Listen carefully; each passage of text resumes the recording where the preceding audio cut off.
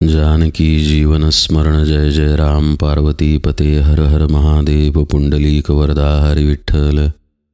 श्री अनंत कोटी ब्रह्मांड नायक राजाधिराज सच्चिदानंद सद्गुरु श्री ब्रह्मचैतन्य महाराज की जय। श्री महाराजांच्या सेवेमध्ये आपण दासबोध पाहत आहे। काल आपण 6व्या दशकातील दुसरा समास पाहिला, ब्रह्मपावन निरूपण नावाचा। यात ब्रह्माचंही वर्णन आलं आणि त्या ब्रह्माच्या अनुभवासाठी साधकानं काय करायला पाहिजे तेही समर्थांनी नेमकेपणानं सांगितलं। शिवाय असं आत्मज्ञान ज्याला झालं त्या आत्मज्ञानी पुरुषाची लक्षणेही त्यांनी सांगितली। आता आपण आज 3ऱ्या समासाला सुरुवात करूया। या समासाचं नाव आहे मायोद्भव। या समासामध्ये सुरुवातीला समर्थांनी ब्रह्माचंच वर्णन केलेलं आहे। एकदम मनात प्रश्न येतो की ब्रह्मपावन निरूपणामध्ये ब्रह्माबद्दल बोललेलं असून सुद्धा समर्थ पुन्हा मायोद्भव समासामध्ये ब्रह्माविषयी का सांगतायत? त्याचं कारण या समासाच्या ओघामध्ये आपल्या लक्षात येईलच। मुख्य ही गोष्ट विसरता कामा नये की हा गुरुशिष्यांचा संवाद आहे, त्यामुळे संवादाच्या ओघामध्ये समर्थ आता ब्रह्माचं विवरण करत आहेत। मायोद्भव समासाच्या सुरुवातीला समर्थ काय म्हणतायत पहा। निर्गुण आत्मा तो निश्चळ, जैसे आकाश अंतराळ, घनदाट निर्मळ निश्चळ सदोदित, जे खंडलेची नाही अखंड, जे उदंडाहुनी उदंड, जे गगनाहुनी वाढ आणि सूक्ष्म, जे दिसेना ना भासेना, ना उपजेना ना नासेना, जे येना ना जायना परब्रह्म ते, जे चळेना ना ढळेना, जे तुटेना ना फुटेना, जे रचेना ना खचेना परब्रह्म ते, जे सन्मुखची सर्व काळ, जे निष्कळंक आणि निखळ, सर्वांतर आकाश पाताळ व्यापुनी असे, अविनाश ते ब्रह्म निर्गुण, नासे ते माया सगुण, सगुण आणि निर्गुण कालवले। अत्यंत सुंदर शब्दांमध्ये ब्रह्म म्हणजे काय ते समर्थ सांगत आहेत। ब्रह्म म्हणजे समर्थच सांगतायत तसं निर्गुणच आहे। आता जे निर्गुण आहे त्याला शब्दांमध्ये सांगताच येत नाही, तरीसुद्धा समर्थांनी त्याचे गुण सांगितलेत की ते दिसत नाही, भासत नाही, नासत नाही, त्याचा उगम नाही, त्यामुळे त्याला नाश नाही, त्याच्यामध्ये कदापि घट होत नाही। जसं मागच्या समासामध्ये नैनम छिन्नन्ति शस्त्राणि नैनम दहती पावकः या पद्धतीचं वर्णन समर्थांनी केलं, तसंच ते इथेही करतात। पण इथे ते एक गोष्ट महत्त्वाची सांगून जातात आणि ती म्हणजे मायेचा उपदेश। समर्थ म्हणतात अविनाशी ब्रह्म आहे ते निर्गुण आहे, पण ज्याला नाश आहे ते माया स्वरूप आहे आणि ते सगुण आहे। सृष्टीमध्ये सगुण आणि निर्गुण एकमेकांमध्ये कालवलेला आहे हे समर्थांना सुचवायचं आहे। आपण गोष्टींचा अनुभव घेतो खरा, आपण त्या गोष्टींच्या अनुभवानं जगतही राहतो, पण त्याचा पाया निर्गुण आहे, येणारा अनुभव मात्र सगुण आहे। अनुभव बदलत राहतो पण पाया बदलत नाही। आता आपल्याला अनुभव आहेच, अगदी कायमस्वरूपी आहे।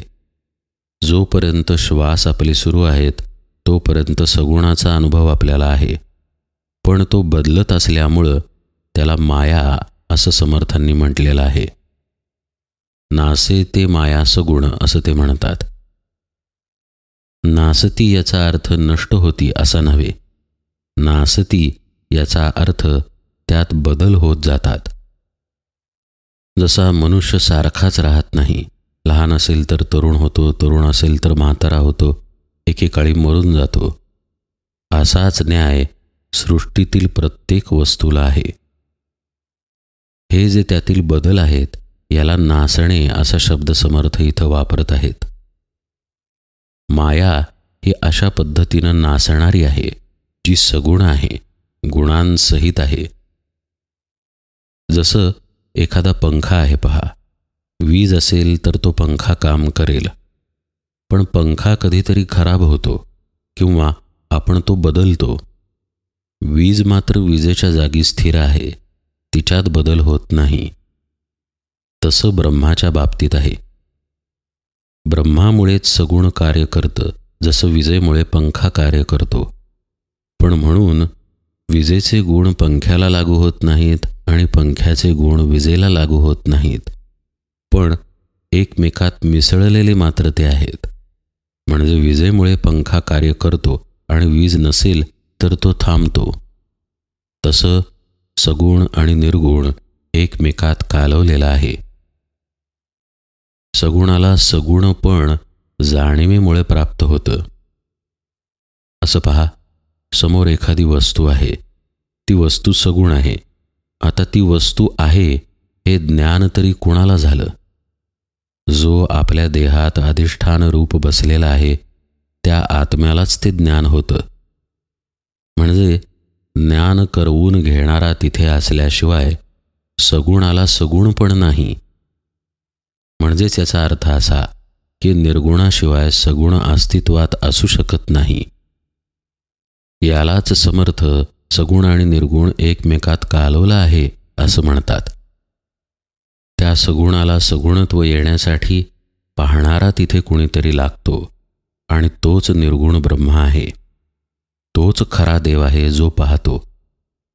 प्रत्येकाच्या डोळ्यातून पाहणारा, प्रत्येकाच्या कानातून ऐकणारा हा मुख्य देव आहे जो निर्गुण आहे. हेच ब्रह्म आहे.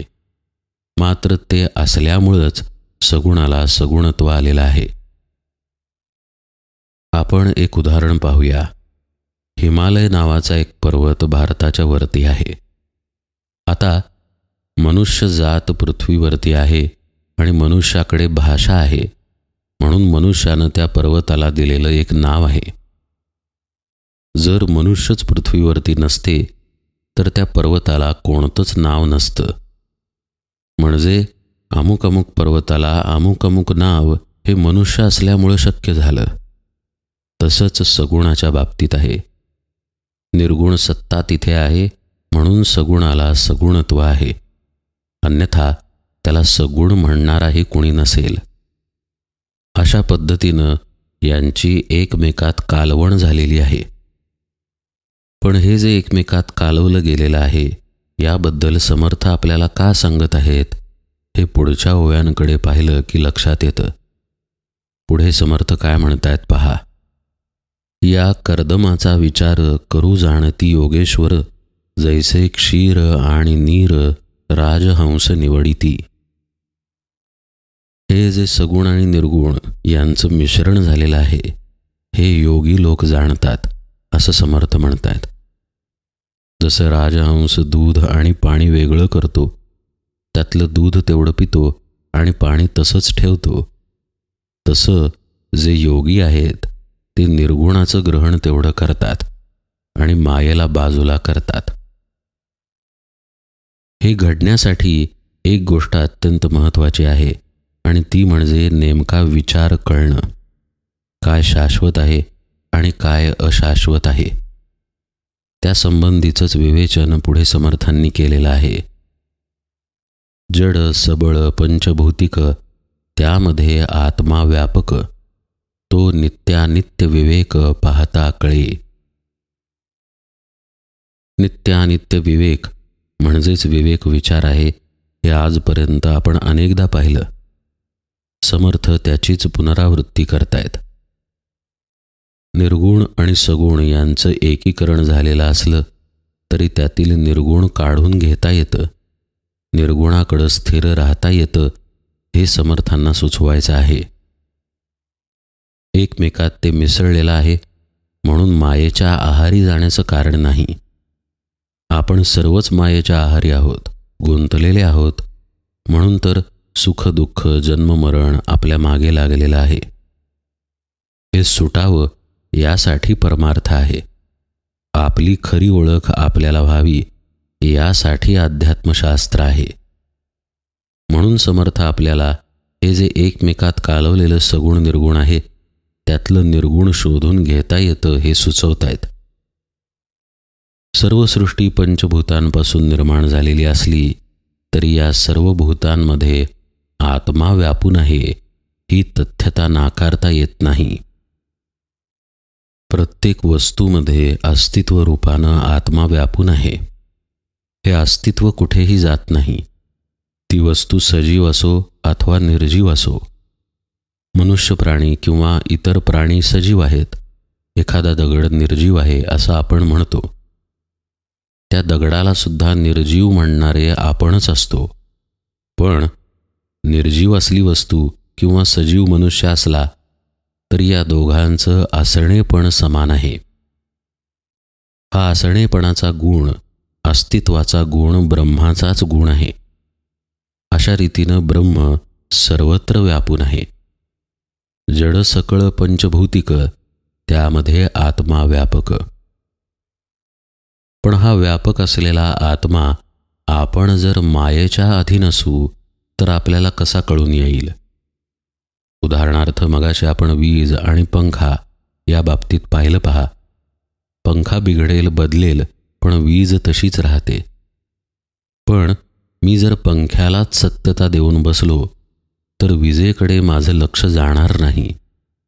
हे मला कळणारच नाही की विजेमुळे तो फिरत आहे. समजा एक लहान मूल आहे आणि लहान मुलाचं एखादं खेळणं आहे. त्या खेळण्यामध्ये त्याचा जीव अडकतो पहा.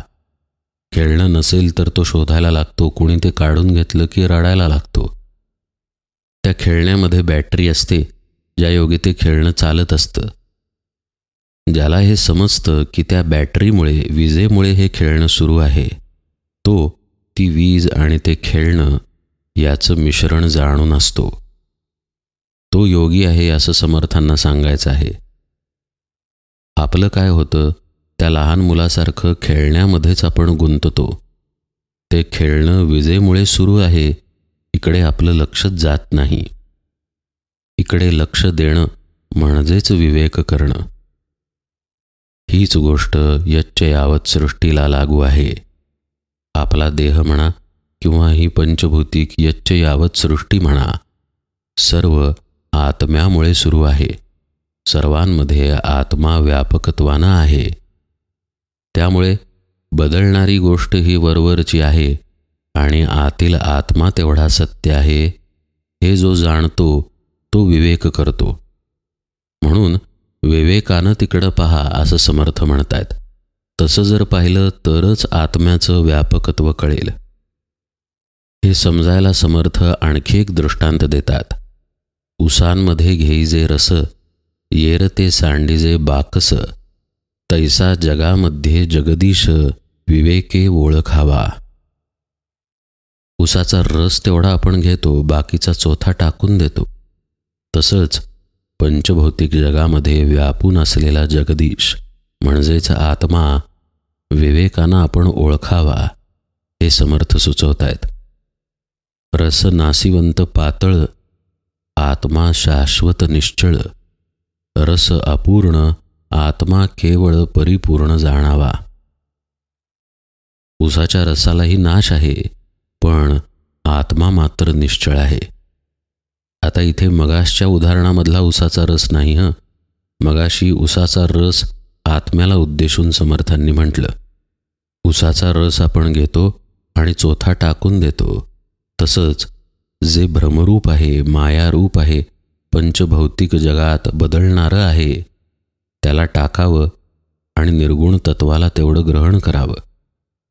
पण इथे समर्थ आता उसाचा रस हा दृश्याला उद्देशून म्हणतायत.